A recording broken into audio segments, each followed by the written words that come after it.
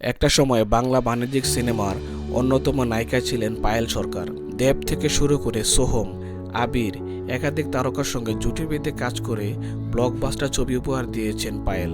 গত কয়েক বছর ধরে পায়েলের পারফরমেন্স নিম্নমুখী। সদ্য মুক্তি পেয়েছে পায়েলের অভিনীত আবার অরণ্যের দিনরাত্রি। পরিচালক রাজ চক্রবর্তীর সঙ্গে পায়েলের প্রেম ছিল ওপেন সিক্রেট। সেই প্রেম ভাঙার পর এক দশক কেটে গেছে। 42 বছর বয়সেও বিয়ের পিঁড়িতে বসেননি ভারতীয় বাংলা সিনেমার জনপ্রিয় এই অভিনেত্রী। ভারতের কিংবদন্তি ক্রিকেটার সৌরভ গাঙ্গুলির মুখোমুখি হয়ে নিজের সিঙ্গেল থাকার কারণ ফাঁস করলেন পায়েল সরকার। দাদাগিরি মঞ্চে গিয়ে পায়েল জানান, অনেকেই জানতে চান আমি কেন বিয়ে করছি না।